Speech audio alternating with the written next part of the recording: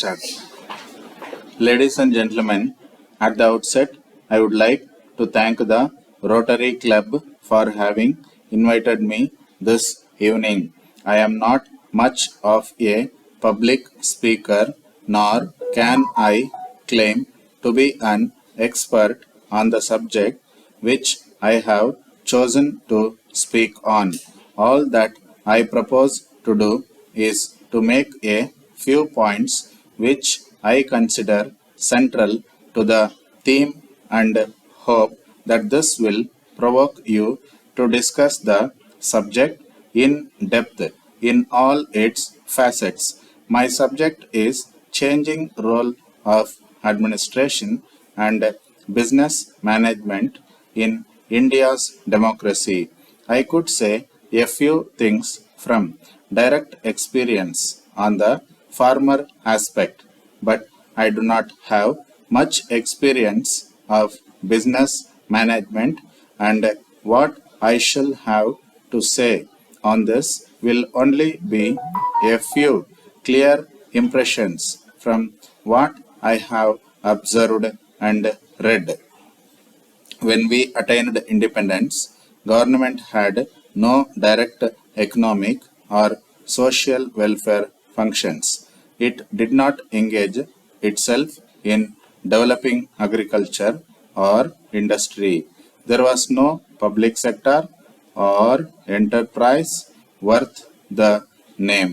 Similarly, in the field of business management, we had the hereditary concept of ownership or proprietorship along with the managing agency system.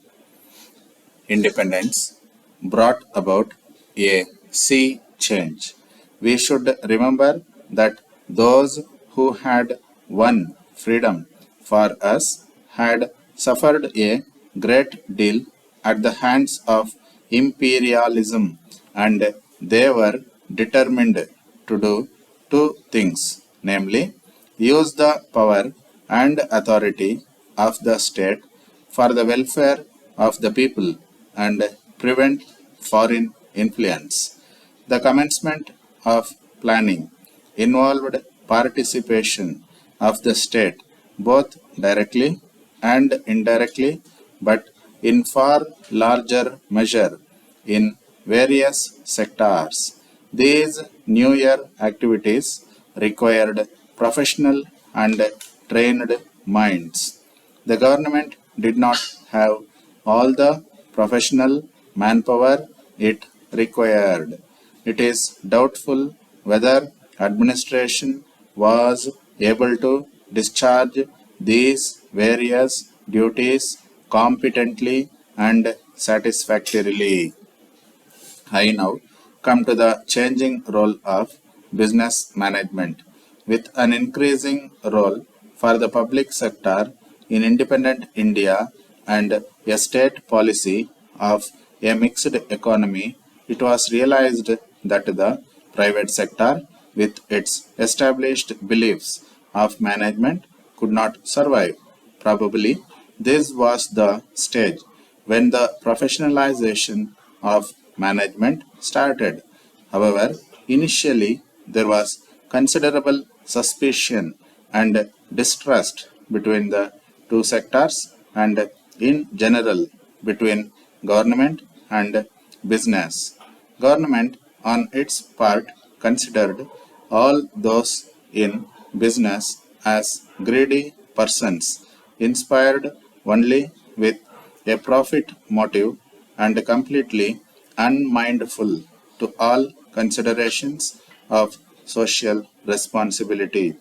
This would explain partly the growth of state activity in the economic sphere, as also several measures of control like licensing, etc.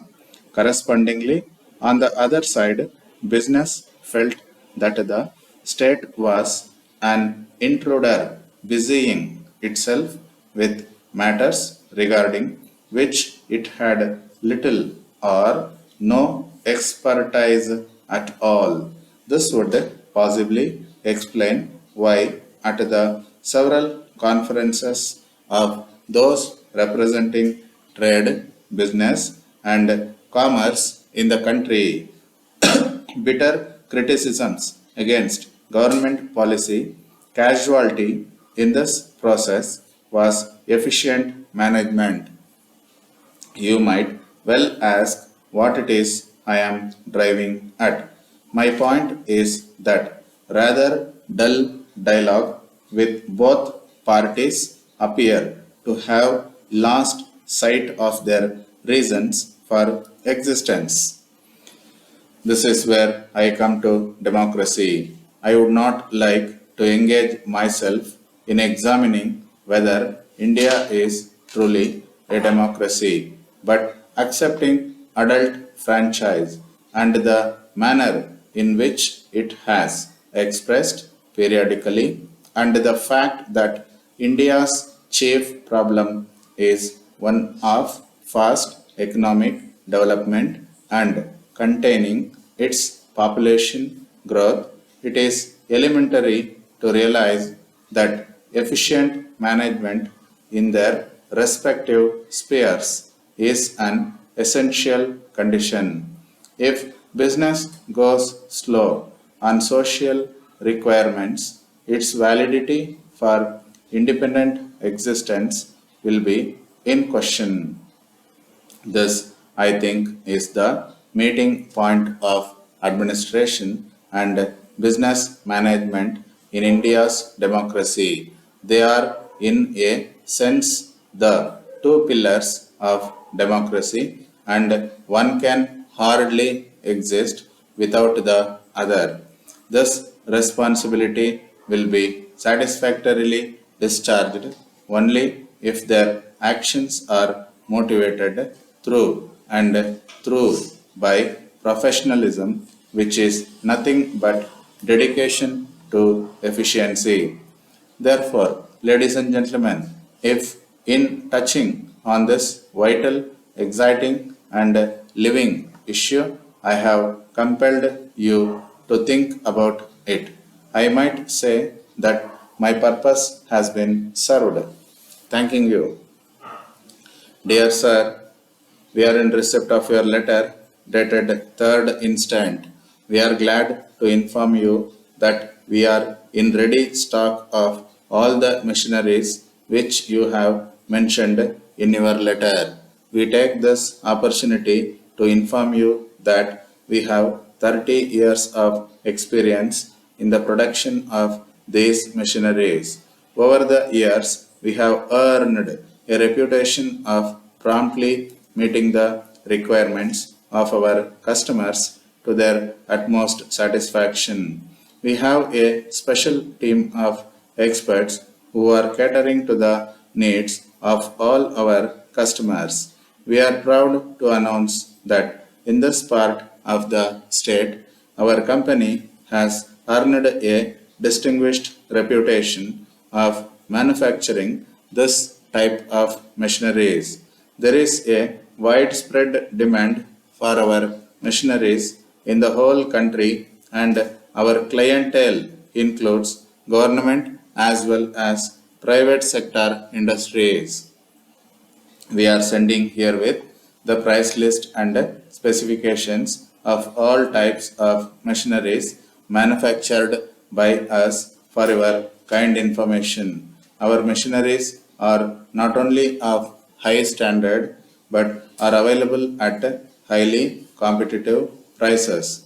We have 4 showrooms in the city which are kept open from morning 8 to night 8 for the convenience of all. We give below their respective addresses. You may please go over to our nearby showroom, inspect the different models of machineries, and make a selection. We will be able to supply you those machineries selected by you within 1 week on receipt of your orders. We bear the transportation expenses if you purchase machineries worth more than rupees 5,000. If you need any more details, please write to us immediately so that our representative can come to meet you and give further details on any date that is convenient to you, assuring you of our best services at all times. Yours sincerely.